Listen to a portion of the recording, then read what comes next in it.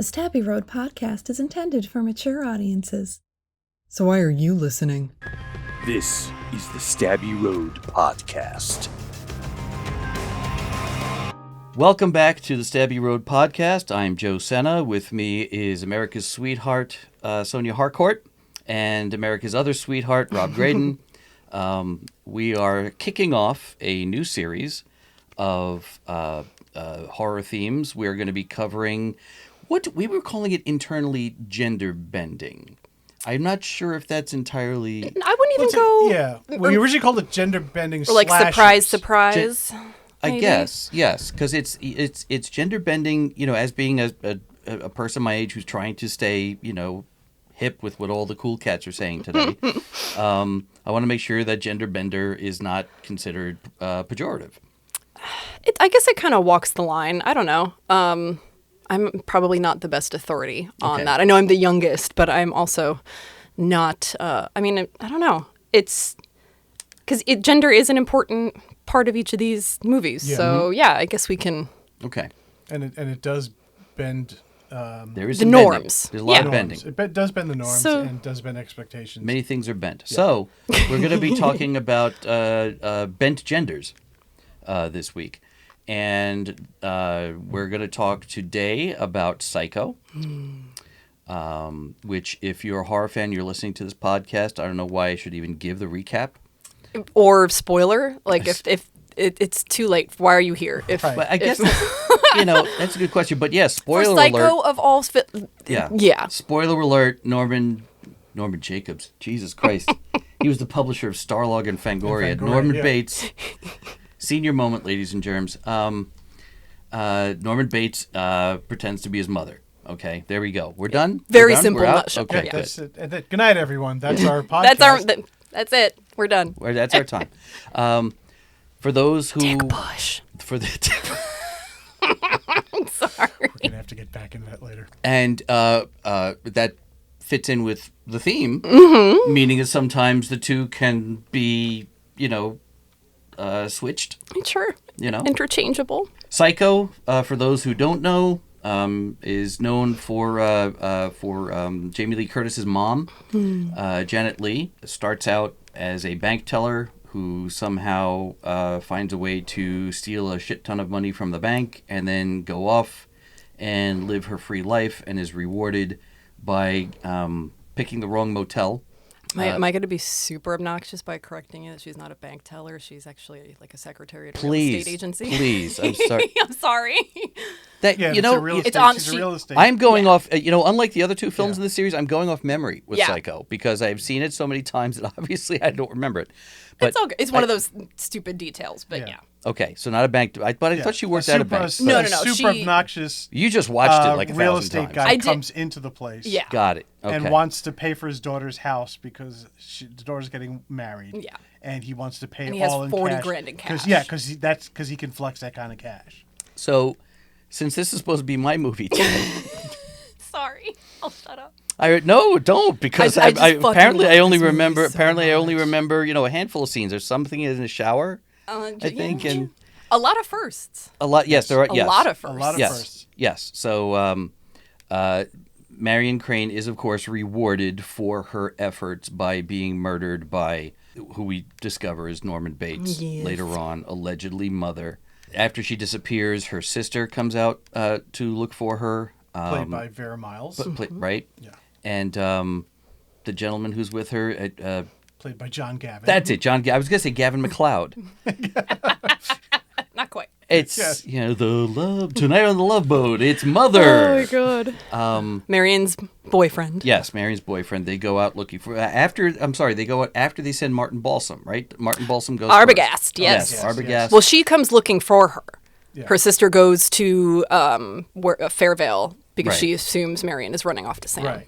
And essentially the film is sort of like in 3 chapters. Yeah. There is the first chapter with Marion Crane trying to get away with the money, and then there's this investigation with Mr. Arbogast, who is a private investigator. Hired by the rich guy. Right, because they don't want the police to get involved.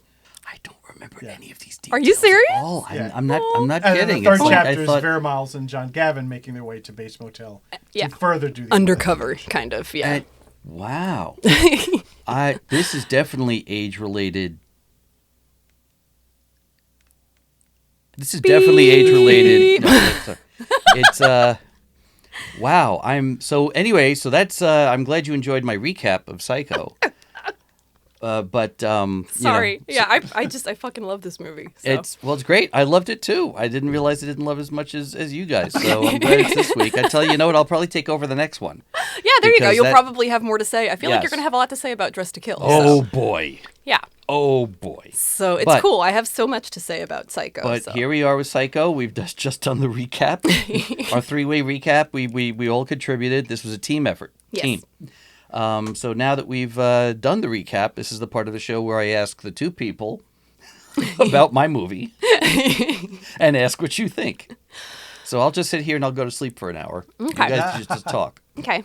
Like Halloween, whenever people ask what my favorite horror movie is, it's always been kind of my default. And I think it's always good, but Psycho's up there for me. And where do I start? I'm an Anthony Perkins stan. Like, I think that's where a lot of the love comes from, is just the unbelievably layered, nuanced performance he gives as Norman Bates. Like, he's such a complicated character, and you empathize with him so much for someone who is, essentially a murderer. But it's an interesting take on mental illness. Obviously, it's a little dated. It's a product of its time, but he plays him with such, it's just effort. It looks so effortless, yet it's so controlled. There's this one moment, my husband actually pointed it out with me when we were watching it together recently, where I kind of just like exhaled a bit, not realizing kind of how or why I felt that way. It's the moment after Marion's killed, and he goes downstairs and he discovers the body, and he's freaking out, and he steps out onto the porch, and he's leaning over a banister.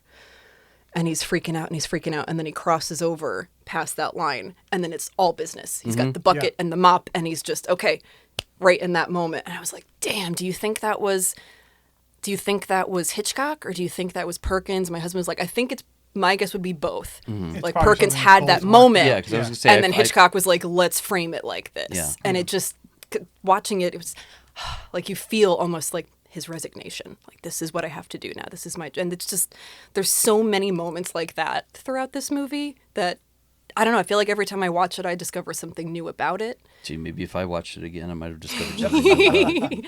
It's just, it's a masterpiece of pacing and tension building. And that's a great scene too. Yes. Of the cleanup scene. And I love the moment where he goes for a last look and sees the newspaper. Yeah. And he just throws it and tosses it in the trunk.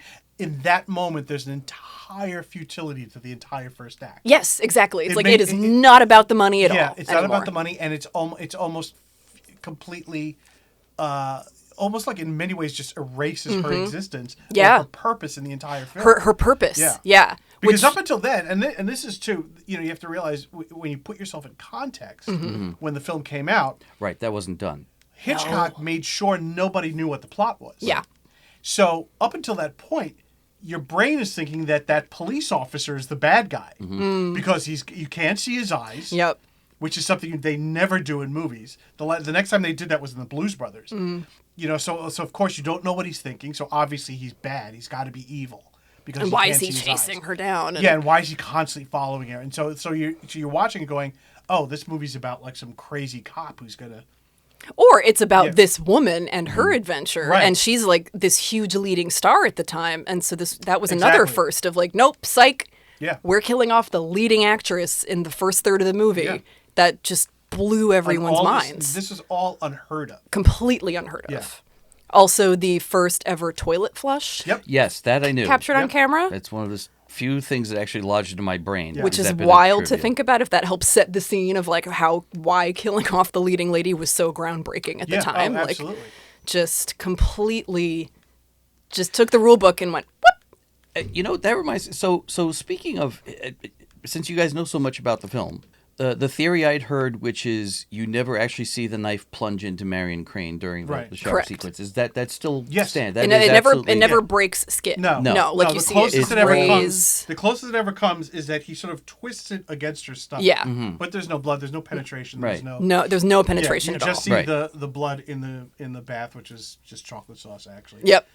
Which reminds me, did you guys ever see the movie High Anxiety by Yes. Mel Brooks? Not in Yes. years. Yes, absolutely. I know exactly the scene you're going to talk, and it's hilarious. Okay. Well, they do the way they handle the shower sequence is brilliant. So Yeah. Mel Brooks is in a hotel, Yeah. and he wants his newspaper, and he keeps bothering the concierge to get the newspaper. So Nice. they set it up in typical, 3-part joke fashion, Yeah. where it's like, "Can I have my newspaper?" And the guy's like, "Okay, you'll have a newspaper. Could I have my newspaper? Yes, you'll have your newspaper. Could I have my newspaper? Okay, you'll have your newspaper."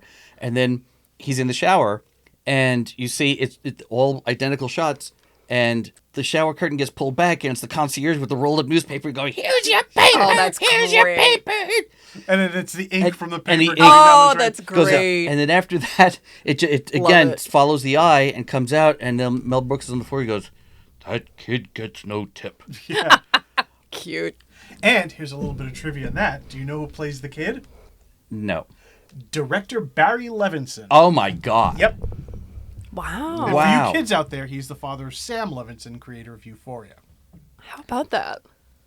But he's directed Rain Man, like a million Yeah. amazing films. Awesome. Wow. Okay. And that was the very young Barry Levinson. You were fun. You were full of some very fun trivia. Oh, thank you. I enjoy. I'm glad. I'm glad I could contribute something. No, it's to it. really great. It's like Yeah. because I feel like I am throwing out the stuff that like no, we've heard about that. I'm like, oh, okay.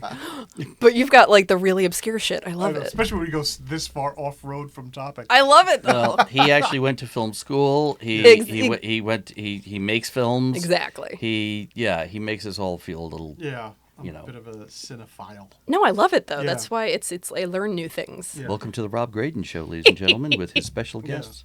But getting back to the creepy state trooper though, but I think what's great about him is that he does form this typical villain look and feel to He's him. kind of like the red herring almost. So that when you get to Norman, when you first see him, there's virtually nothing creepy or scary about him. No, he's so So timid you're like, and okay, meek. so he's just Yeah. the guy who's gonna, Yeah. it isn't until they have dinner together and he starts talking and You're like, or introducing the He's slightly I unhinged. just realized something. So the, the whole the taxidermy and all that stuff that you know that something's slightly off. Yeah. So, the red herring of the police officer with the sunglasses, and I know this is the next episode we're talking about, Yeah. but there's something similar to that in Dress to Kill, Yes, there Yes. is. Oh, absolutely. Very much. which I'm Yeah. just picking up on Yep. now. Which Why? I didn't pick up on until, yeah, I a lot of Hitchcock in that. De Palma. Yeah. Wow. Okay. Yeah, that one, and as a woman too, that always bothered me. But obviously, Hitchcock was not exactly known for being women sensitive. Nor but was like, De Palma.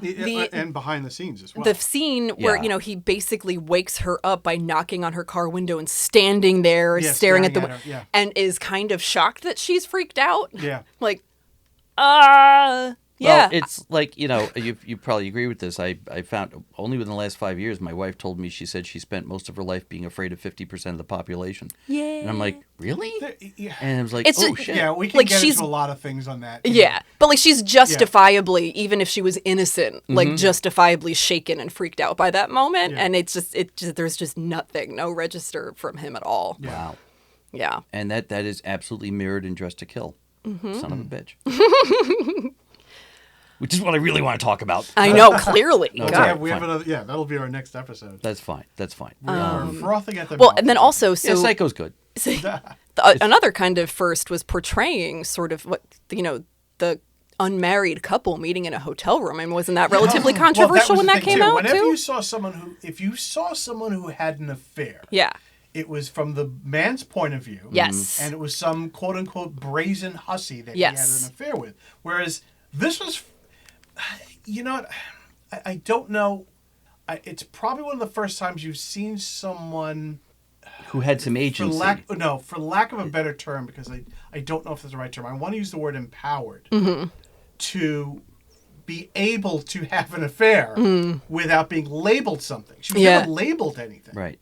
It's true. No, she wasn't like the slut or the hussy And or anything. she was the one in the driver's seat. Yeah. She was the one who then made this decision to take the money. Again, Yeah, I'm Sam not was saying almost kind of yeah, portrayed as the more feminine as of the two. as the Right. woman. He's yeah. like, I'm the one who's the paying off quote-unquote my woman role. Yeah, Yes. I'm paying off my wife with alimony. and- You have the the Exactly. big paying job, and yeah, Exactly. And what she's doing isn't necessarily a positive thing, but the fact that she's in the driver's seat doing these things proactively. Yeah. Again, not something that really showed up a lot Yeah. in films prior to 1960. Which is why, of course, she had to be punished. Yes, Right, yeah, exactly. exactly. Absolutely. Yeah. Yeah. But even just like acknowledging sort of the hotel affair and starting with that and like, yeah, this is a thing that people do and sort of that ruffled some feathers back course. in the day. Do you think that might have been a reaction to the fact that there was so much exploitation stuff going on in the 1950s? All those... like Faster Pussycat Kill Kill and films yeah, like that that. it was kind of, how major studios tend to take their Things from signals from independents, yeah. lower culture, for lack of a better phrase. Yep.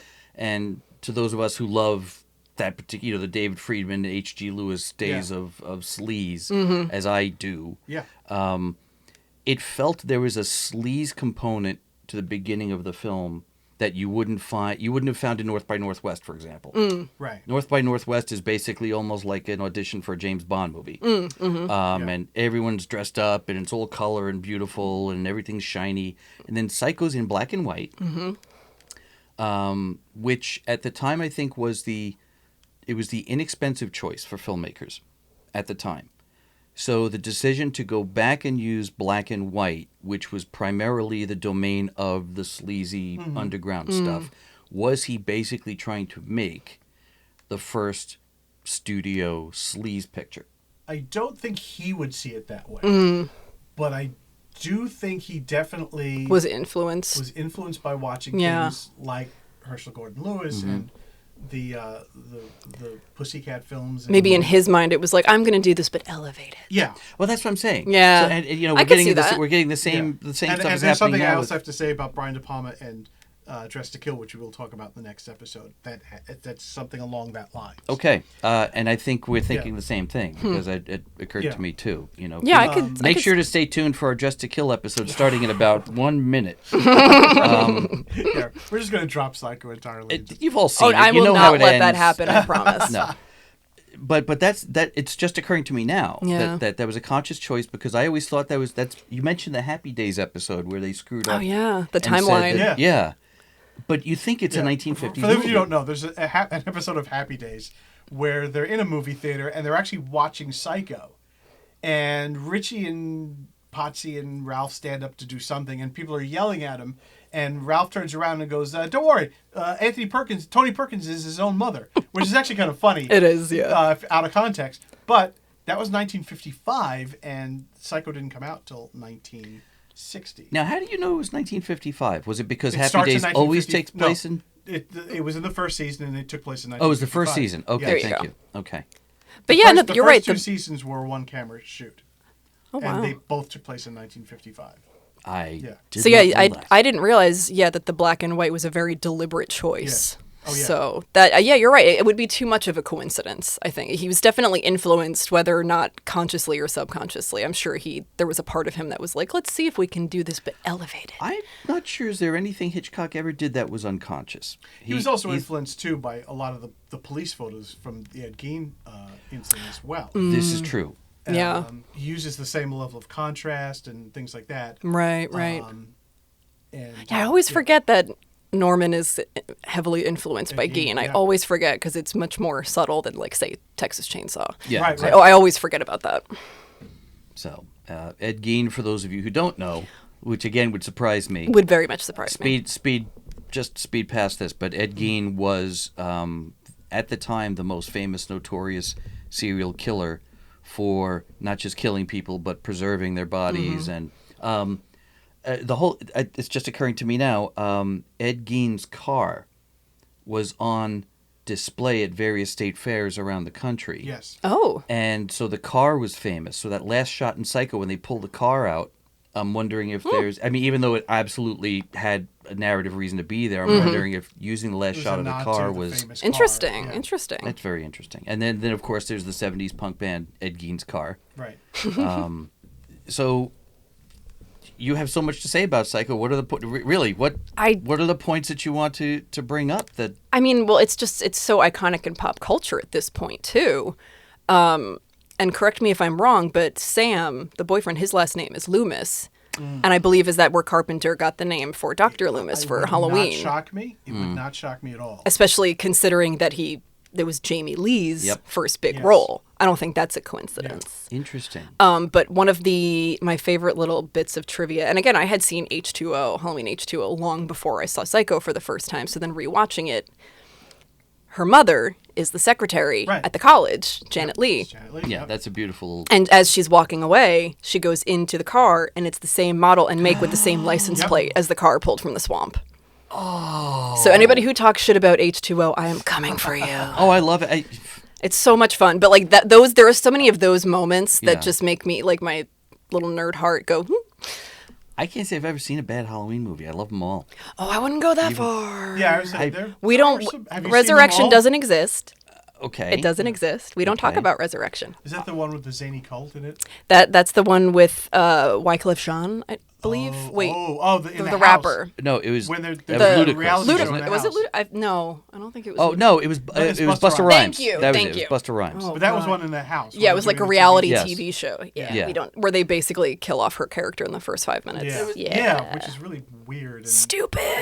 Fun. No, And I love you the need Rob to Zombie Halloween no. movies. Love them. I do like him. I actually do like the. Rob You know, Zombie. if you First look one at much it like better a than the second, fan but, film, yeah. if you look at it like a fan film, you know, Yeah. which is it's I like the fact that he, you know, the whole oh he's evil personified kind of thing. Rob Zombie likes the idea of trying to find where that evil really exists. Especially in white trash America. Can I say Yeah. white trash? Is white trash another one of those words that you can't really say anymore? Unless you were white trash. Yeah. Okay, then I'm fine. Oh, okay. Stabby So Road takes no responsibility for whatever Joe Senna says. it's I'm still white trash. As am I. So there we go. So I- we're reclaiming that word. See, for me, like, Phrase, trying to 2 kind words. of personify and explain away Michael makes him less scary. It's kind of like, putting a backstory to the Joker. It's like he's more terrifying and more intense when you don't know what motivates him. That's just how I feel. I like Michael being the Shape. I don't need him to be. I don't know if I would have I- liked it as much had there not been an original Halloween. Yeah. You Okay. know what I'm saying? But I just and nobody can do brutal violence like Rob Zombie can. Yeah, it's true. Yeah. I liked it that's not to visually, say- and it's like you not said, my as a favorite- fan film, It's certainly I not could my favorite film of his. I think Devil's Rejects will always be. Well, my that's favorite his film of masterpiece. love Devil's That's his Rejects. absolute Yeah. masterpiece. But yes, getting off topic. Sorry. Sorry. But Sorry. yes. No, that was back my back fault. to that black and white movie with That was the H2O. wig. That was the guy my with the fault. wig. No, that's yeah. But yeah. The guy with The guy with the wig. The guy with the wig. The guy with Yeah, the the wig. guy with the wig and Martin Balsam. Oh, this is a green screen, right? Mm-hmm. So here's my Martin Balsam going down the stairs. Nice. Okay, that's So fair. Another first in filmmaking where they literally tracked him. yeah, Oh. Doing a tracking shot. That's right. I forgot about that. Well, Yeah. was he actually on the stairs, or was it a green screen? I mean, No, or I or believe rear projection I or think something. it was a rear projection. But again, that's because we grew up with Star Wars and we grew up with all these things. If you put yourself in context, seeing that for the first time, Yeah. not having no idea what rear projection was, Right. it was real freaky to watch. Yeah. To watch him us as an audience follow him down a flight of stairs until he hits the ground. Right. Yeah. It's still a great shot though. Yeah. Yeah, oh, You yeah. know, because the fact that even removed so far from the time, as fake as it looks, it's so stylistic. It's like the Right. scenes in Creepshow where Romero would suddenly get rid of the background and suddenly put in a comic book. Right. Background had that kind of with effect. the lightning behind it. Or Yeah, something it like Yeah. that. had that kind of effect for me Right. anyway. Yeah. No, I That agree. is just taking you out of reality. That the shock that this man is feeling. And a lot of the film is like that. With the whole shower sequence is almost. Yeah. Right. Fun fact: the shower sequence was actually storyboarded by Saul Bass himself. I knew that. Oh, I did not know that. Yep. Okay. Yes, the king of graphic design. Oh, that's really Yeah, cool. the king of awesome title sequences. That's Yes. cool. Yeah. Yes. North by Northwest, which is still my favorite Saul Bass. Yeah. We go, we're talking about everything but Psycho. No, that's fine. that's That's why we're here. kind of. I mean, Yeah. Saul Bass is a god. That's of the mine, influence it so. has, though. Yeah. You know, I feel like that speaks to its power and influence. Is that we're kind of getting tangent with it because it affected so much. And I have arguments with graphic design, young graphic designers these days when I talk about logo design. And I remember what Saul Bass always said, which is a logo should be readable at postage stamp size. Oh, I say that all the time. And but how much pushback do you get when I was, well, that's how they did branding back in those days. Yeah. And it's like, But well, people no, it's a remember law what of they look physics. like. Yeah. It's a law of physics. Yeah. You need to be able to recognize a brand From in a its distance. most reduced state. It's a reason why when you're driving along a highway and almost a mile away you see a tiny little yellow M, your brain goes, "Oh, I can eat right now." Yeah. I was thinking, what's the yellow M you're talking about? Yeah, but you're right. In the red absolutely. square. Yes. Yes. Yes. So, well, okay. we And that haven't concludes touched- today's Graphic No. Design 101 Yes. class. Nerds. We haven't touched too much on the script, and I actually really love the dialogue. Yes. In- Written by the great Joe Stefano. by the way. Yes. Yes. I absolutely love. There's so much subtlety to it, but it's literally hinting at the twist the entire movie. Oh, yeah. The entire movie. Like, she's as harmless as one of those stuffed birds. Yes. She is. Yeah. Essentially a stuffed bird. Interesting. I like just all the little, there's itty bitty little like breadcrumbs throughout My the favorite whole bit of thing. dialogue of his is when he says, "I hate what she's become." I don't hate her. hate I the hate the illness. illness. Yeah. And and he realized that actually has twofold, because the illness he's talking about is him, and what she's become isn't what she hasn't become a monster. He hates that she's become this mummy. She's in essentially a rocking chair. corpse. Yeah. Yeah. So I hate what she's become. It's brilliant. Yeah. It's just brilliantly brilliant subtext to Yeah. that bit of dialogue. So much Yeah. beautiful subtext. Yeah. So much. Especially in that scene in particular. But just even throughout, I should have wrote it down because I knew I was going to forget it. There was another one where it was just very passing. Or even just fun. There's some like funny lines too, like what when Arbogast comes to the hardware store where John Gavin is working, and there's a kid working, and he says like, I need to talk about the case, and he goes, "Why don't you go outside and eat some lunch?" He goes, "I already ate my lunch. No, I brought my lunch with me." And he goes, Go "Eat outside and eat it." outside." Yeah, like go outside and eat it. Like, clearly, we need to have a discussion in private, Yeah. you little shit. Yeah, exactly. Yeah. He's just like completely clueless, which is hilarious. I love it. Yeah. Or even that was it, actually. Thank you. That was the one where that scene opens with the old lady in the hardware store looking for pesticide. Yeah. And she's like, they tell you all the ingredients and about whether or not they don't tell you whether or not it's painless. And I say, insect or man, death should always be painless. Yeah. And I mean, if that's not a little bit of a, Yeah. it's like, not in this movie. It's not. No, exactly. Yeah. I think I'm gonna have to watch this movie again. I'm giving up my boomer card. In all fairness, like I said, I've watched it pretty religiously for like the past couple years. It does have just its- to research. I literally watched it again yesterday. So Yeah. it's kind of fresh in our head. I kind of relied on. I will admit, I relied on my memory and the fact that I've seen it so many times. I think that speaks a lot to also just, I mean, that's what I did last week with The Witch, and I think it's pretty freaking evident that, once you're sitting and talking about it, you have all this, I know it, and then it's like, and then suddenly it's the Mandela effect. Yes, It's exactly, like, the well, the lights scene and the where mics Anthony and- Perkins gets into the Mustang and chases Steve McQueen. That wasn't that movie. It's yeah, it happens. Wow. We're learning.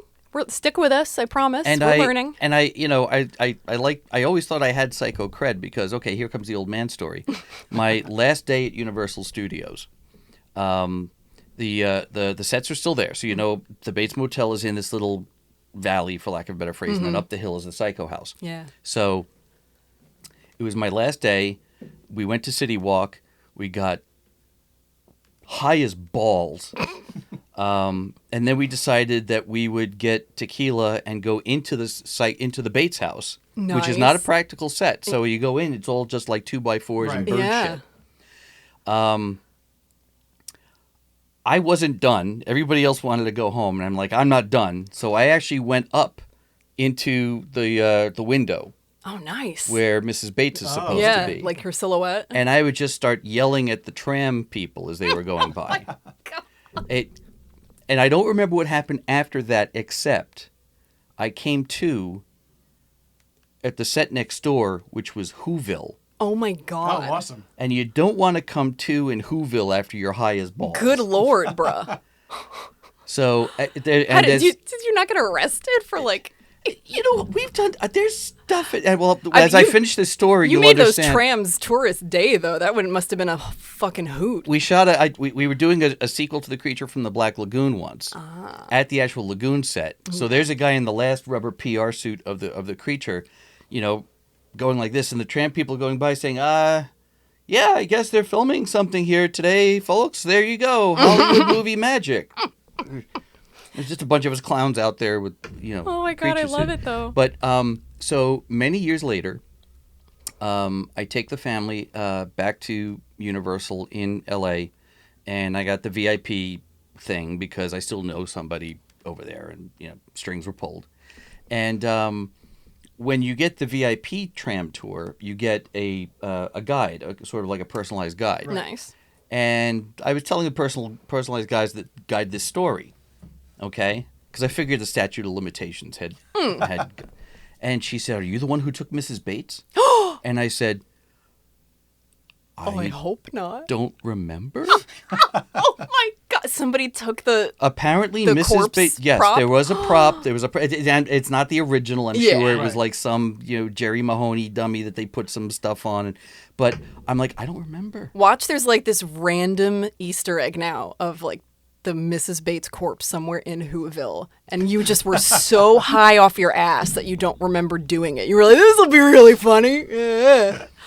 Because I think that if I actually took Mrs. Bates, I would have done something horrible to her. Yeah. And would have made sure that it was in full view of people I was happy to leave I would at have paid Universal. extra money just to see that. I know, I would have, right? yeah. Yeah, I would have, you would have made a spectacle. I would, Yeah. absolutely. Yeah. I would have, yes. It would have been like when Hannibal Someone Lecter... would remember. It would have been like when Hannibal Lecter left Sergeant Pembry, Yeah. As the you know, Red Dragon. dressed... Yeah, exactly. So... Nice. Yeah. So there you go. That's my contribution to the Psycho Yay. episode. That's Is another old funny. man story. Were you the one who took Mrs. Bates? Really? And it's in front of And my you kids. had that moment of fear where you were like, possibly. Well, that's what I'm saying. I don't remember anything once I got up there. And the point is, I was behind the Mrs. Bates dummy, Yeah.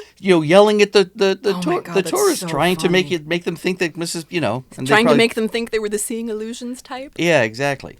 So I don't know. Oh, If that's anyone knows hysterical. where the fake Mrs. Bates is, That please is let us know. hysterical. So, Leave it on Joe's lawn. Yes. Oh, did you know that I didn't realize this, that there is a connection you and I have to the beginning of Psycho. In the beginning of Psycho, do you know what day it takes place? I was about to be like, do you guys meet It's in December hotels? 11th? Friday, December Shut 11th. up, is it? Yep. Son of a... For those of you out there who don't know us, which is, and for all our fan that knows Our us, fan. Our fan. Well, for our wives and our husband. yeah, Joe and I are actually, we share the same birthday. Which is December 11th. Oh, that's so Yeah. cool. I didn't know that. And you're Sag too, but basically Yeah. 3 Sagittarians. That's what we should have called this show. 3 Sagittarians. Right. We'll be doing a birthday Saggy show Road. very soon. We'll call I'm it sure. Saggy Road. Saggy Road. And scene. Yes, that's I do recall that. that's Yes. I recall because cool. when you're a kid and you see your birthday Yes, anywhere. It's exactly. Yeah. Also, I just have a hard time. Like, oh God, it's December because it's LA. It's just Yes. looks the same Yes. every day. And Yeah. that never occurred to me. I Never never paid changes, that much yeah. I attention to missed the that. date. Bravo, that's fun. Yeah, well, there's our okay. So I was There's about to be also like, a do you very guys subtle- secretly yeah. meet in motels or Well, that's- something? Yeah, What's I know. this Not anymore. connection? Yes, exactly. That was our connection. it was a love connection. There's also a very subtle comment on Los Angeles itself from Psycho, is that they talk very briefly about the highway system, which at the time was relatively new, Right. and so many of there were highways that came from the 30s, but they were usually like 2 or 3 lane highways, 2 lane Right. highways. And the newer highways came in and demolished those. So something like the Bates Motel was actually suffering from that. Right, right. Because that highway didn't exist anymore. So it was a rare thing for someone To actually, to actually go stop to this into highway. there, yeah. And I always thought that was really interesting that had that highway been there and was still active Marion Crane might still be alive. Yeah. That's an interesting point. Yeah. For sure, she wouldn't have gotten off the main road. Right. Or if she was It on the would have been the main. She would have been on the main. Right. Or if she was on the 405, she'd still be there. That's correct. Yes. She would look Sitting in like. traffic. She would now look like Norman's There's mom. a little Johnny Carson Yeah. joke. Yeah. There's the Just 405. see Norman's mom in the car. Exactly. Oh my god. Well, I didn't know until I got into adult and I went to LA for the first time that basically the plot of Roger Rabbit Yes. is real. Mm-hmm. That there really Absolutely. were train cars and the freaking GE came in and was like, nope, we want them all to buy cars. And Yep. that is Absolutely. Yep. that blew my freaking mind. Yep. Absolutely blew my mind. I had no idea. And Large corporations, once again. oh boy, yeah, they're still trying to recover from that. That's another one. Yeah, when I went to LA for the first time, I was like, oh, they're exaggerating. It can't be that. No, it's that bad. Oh yeah. The traffic is It's, awful. We used to think that you could save gas by turning off your car, keeping it in neutral, and just making sure you're wedged between the car in front of you and behind you. And just let them take you like Yeah. a train, like a train. seriously. It's that bad. But look at us. We're devolving into traffic in LA jokes. I mean, this is really a late night, night show from the 1970s. This you know? is why we have fun together. And now Soupy Sales, ladies and gentlemen. The thing I do want to talk about, though, all seriousness, because this is the stuff that stuck with me. So when we came here and we saw that you had that scene on, is when it's got to be Simon Oakland Yeah. playing the psychiatrist. Oh God. Yeah. the psychiatrist at the end. One This take. is- yeah. One This is- take. This is the Love that denouement monologue. of Psycho. The whole So sequence good. where he starts to explain the whole idea of split personalities and thing like that. He didn't And touch on. transvestite versus Yes. transsexual, Exactly. which again they didn't really understand fully at that time. Right. Even then they broke down the difference a little bit. Right. Do you think that Hitchcock et al. Were doing it in a way to help? I'm not trying to suddenly give them some sense of altruism, but do you think that by explaining that they felt that they were making an audience aware of a larger world, or were they taking advantage of the fact that it was so underground and so weird that just by presenting it itself made it terrifying? Was the mental illness and what he was suffering? I don't know if the monologue for me the monologue specifically is just kind of a way to, I think, explain it to people who wouldn't understand what was going on. But as far as presenting that theme period, I don't know. Was he doing it just because it was edgy? Yeah. Or to touch, I don't know if he was lofty or noble enough necessarily to be like, let's bring this. No, I'm not saying so much To noble, light, but or- at least that's what I Something meant to by bring. bringing it to light. Did don't he know. think that the condition in and of itself was revolting enough? Or was it just a simple subject matter that hadn't been put to film? Exactly. Right. So people walk out of the theater scratching their heads. So, I didn't know that. Or is it like, oh, I know this now, and we must crush them? There was shock value for sure. course. Yeah. So I don't know. I honestly wouldn't know. Well, the thing is, and this pertains to the other two films more so that we are going to touch upon, which are Dress to Kill and Sleepaway Camp. But a little bit here, because they don't really talk about them as trans in terms of what we refer to as trans right. today, or we define a specific gender identity. In his case, he created a mother to keep himself safe. That was triggered by sexual arousal, and it was triggered a second time because Vera Miles looked so much like her sister.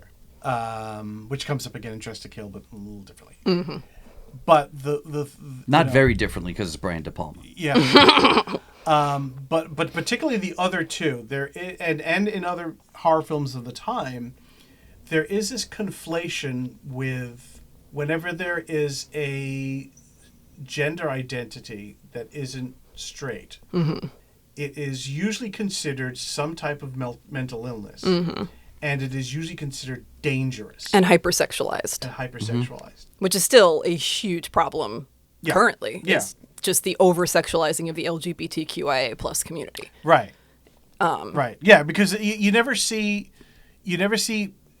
queer films. Well, no, I should say that because we're seeing way more of them now. Yeah. But when queer films started coming about, you didn't really see the films had to be about them being queer versus Just that's it was who a they plot were. point. Yeah, It was them exactly. discovering, There's a great repressing, film on whatever. Hulu right now called Fire Island with one of my favorite people in the world, Bo and Yang. Oh, Bo and Yang. I was going who, to say Ken Jeong. One of my goals in life is just to hang out with Bo and Yang for an afternoon. Yeah. And that film, even though they are queer and they are queer relationships, the film itself isn't about just being queer. That they're just people who They people that who just happen to be queer, and they are going through their lives. Yeah. And there's conflict, there's plot points, and all these things that happen in a film that would happen in films that would not have queer subjects. Yeah.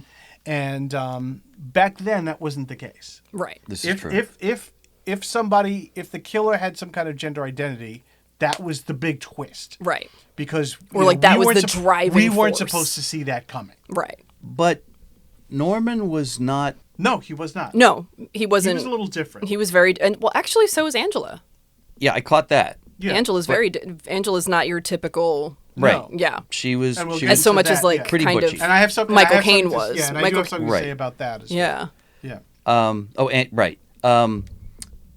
But it was at least hinted at, and the selection of Anthony Perkins to play Norman, there was at least a hint that his sexuality was not, again, what we consider straight. Right.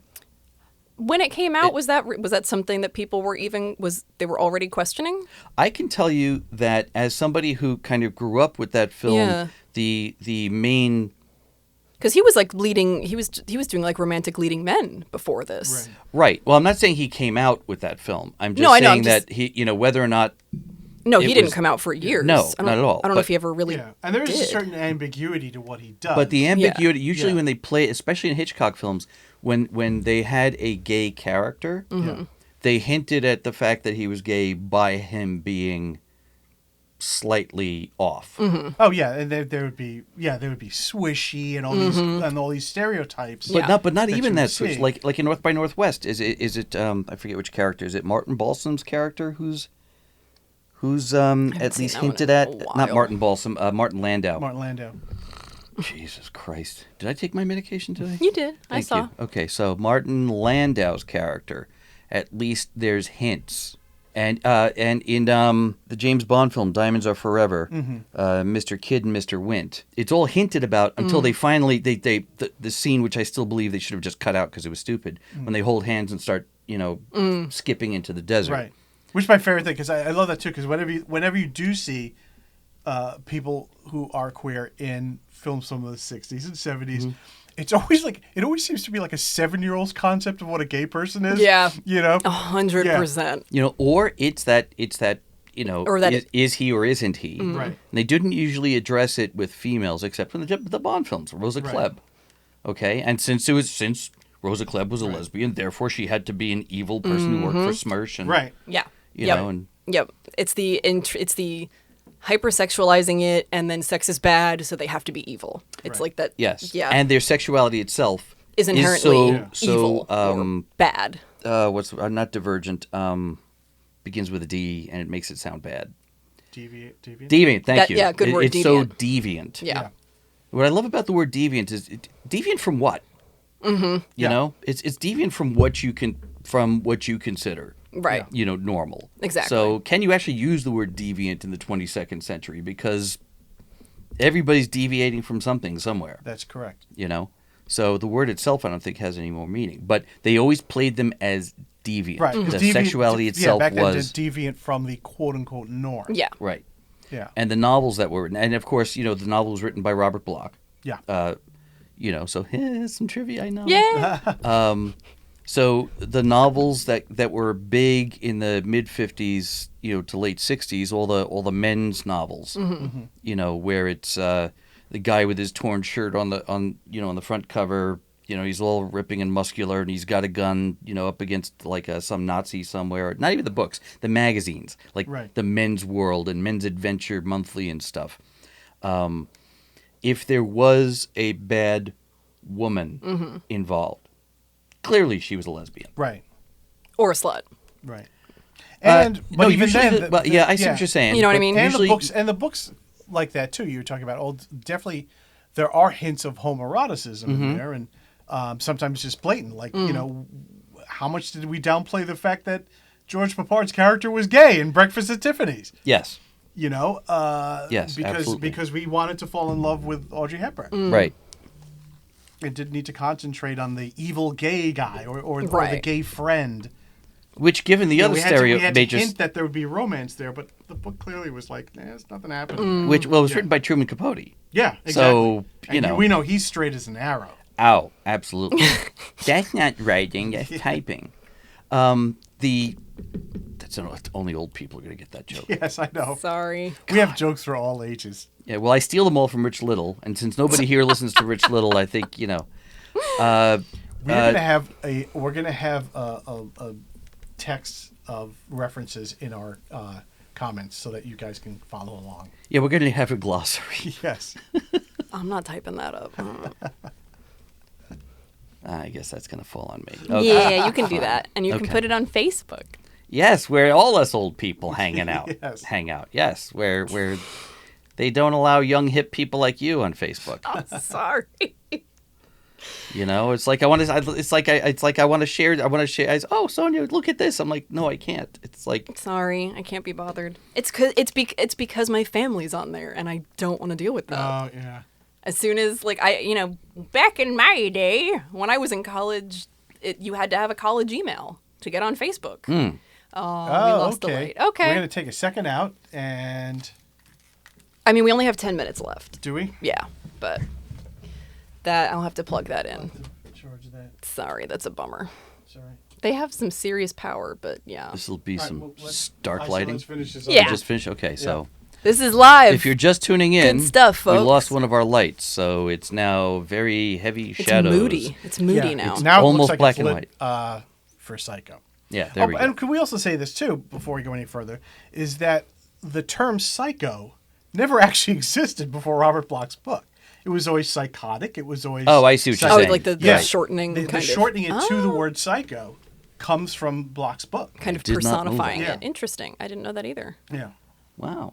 So nobody called anybody a psycho No. back before 1960. So if you're watching a movie And somebody calls that it psycho, takes place, it is anachronistic. it's Yeah. a- Ah, wow. that's pretty cool. So what did they call? Did they have a word for that kind of person back They were like then? nuts, crazy. Crazies, weirdos, maybe. Yeah. Yeah.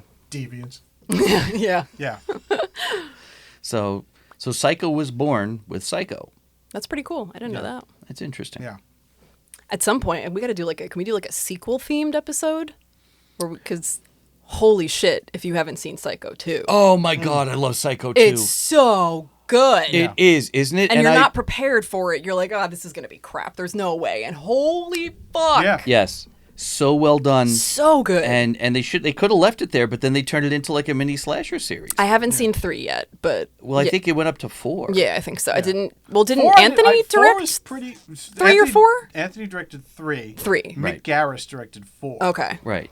Who directed 2? I thought Mick Garris directed 2. No, it was I forgot the guy's name. We'll have to. We'll Yeah. talk about that. We'll do a sequel episode. I would love to cover Psycho 2 because actually I find myself drawn more to that film than the original because Really? the original has just been it's such a trope Yeah. of itself that and it was the first time that they had done. I remember when that came out, I saw it in the theater. Yeah. And I remember sitting there saying, how could they bother trying to the kind of shit that you see on the internet now. Yeah. Yeah. Well, I mean that we were. Let's be real. We were probably all guilty of thinking oh, really? You know, why remake a Hitchcock film? We have Brian Yeah. De Palma. But the idea of this iconic character coming back and being rehabilitated, and Yes. you're rooting for him. Oh God, you're rooting for him so hard. This, by the way, is when we are missing Super Tech Josh.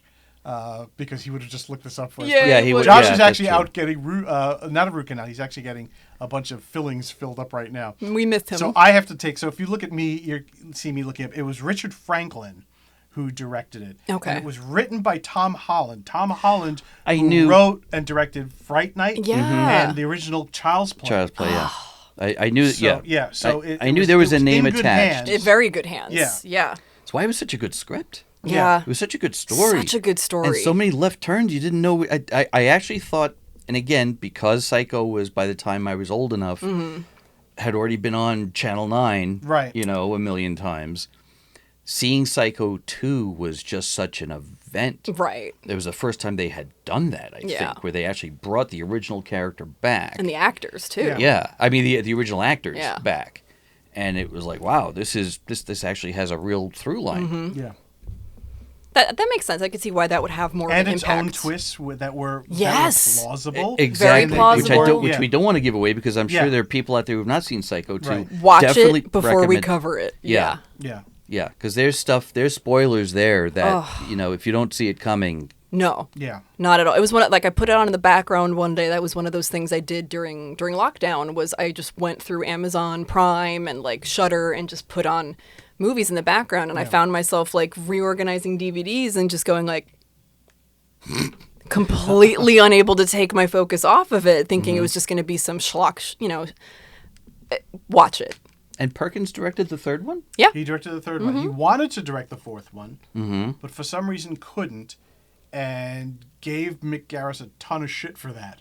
They eventually worked it out and did make a good film, but he was not an easy actor to work with because he wanted to direct it and wasn't happy with and this is a famous story. Mick talks about this. I was just going to say, I would love to hear Mick's take on it. Yeah. Because Yeah. Mick I is mean, a obviously he has notoriously his- nice. Yeah. Well, that's the name of He his has his- production yeah, company, he has Nice his Guy own- Production. Yeah, he has his own podcast. So, and there is definitely, I don't remember what episode it is, but please go on his site, and he definitely does talk about. wanna It's one check of this his. out. It's called Postmortem. Postmortem, with, but Mick he Garris. does each week. He does a half-hour episode called Ask Mick Anything, and he and Joe Russo talk about it. And there is one episode where he does address that in great detail. Okay. And it's a wonderful story to listen to. So go listen to that. I'll find that Yeah. one because I didn't know he did the side ones. Yeah. I knew he did that, and I know was involved. He's involved with Trailers from Hell. Right.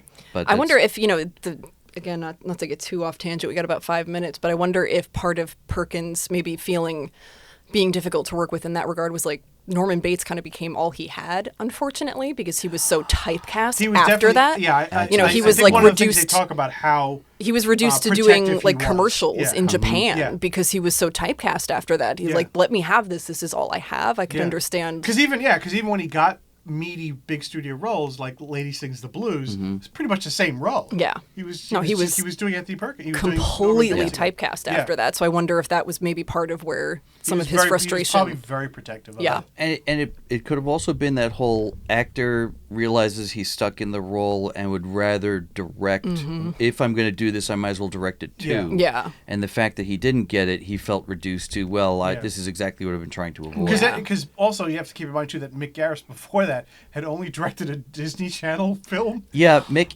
But he just happened to be because he was doing mostly like press. He was like a press guy, and Yeah. he was also doing behind the scenes. he worked videos. for Cinefantastique. Yeah, and so he did behind the scenes videos for like Thriller and The Thing and Nice. Animal House and all these different things. So that's how he got to know all these directors. Got and it it. was actually John Landis who recommended him for Psycho 3. Okay. And Psycho so 4. so based on that, gave him a little bit of cred, but not enough for Perkins to To be like, to oh yeah, warm- I will to hand warm over to my him. baby, Yeah. essentially. Yeah. Yeah, but eventually, like I think he said what he said was it wasn't an easy time, but ultimately it was satisfying because I think they grew to respect each other. They didn't particularly like each other, Right. Or I don't think Perkins ever accepted the fact that he wasn't directing, but he understood that what he had to do, and he was at the end of the day a consummate professional. And Nice. Mick probably took that into consideration, Yes, and yeah, he knows 'cause how to Mick work. is- yeah, 'Cause Mick Mick is- is like just Like the world's nicest guy. yeah. Yeah. Also, want to give a special mention to my pal Rob Galuzzo, who made the masterful documentary, The Psycho Legacy. Ooh. It was his first. I think it was his first complete feature. Well, feature meaning feature-length film. Do you know if that's streaming anywhere? I'm sure it is. If not, I'm sure it's on one of the DVDs or Blu-rays somewhere. Okay. But it is. He It's has the a Psycho rare. legacy. Yes, and it's notable because he has one of the few pieces of footage of Anthony Perkins at a fan convention. Aw. It was actually a Fangoria convention, and he speaks on the record about some stuff. Oh wow. And it's just great footage that's captured. Oh, and, awesome. And Rob is like aside from Dexter, I think Psycho is the number one thing in his life. So it's a really Awesome. complete view of it. Oh, wonderful. So I definitely had have to plug him. Yeah, no, I definitely All want to right, check that cool. out. All right. Well, I think that's we're done for I Psycho? think we're done Yeah. for Psycho. Coming so up next. tune in again. Our next episode should be the wonderful Dress to Kill by director Brian De Palma. I'm said Rob Graydon I'm Joe Senna. And I'm Sonia Harcourt. saying goodbye and see you later on the next Stabby Road.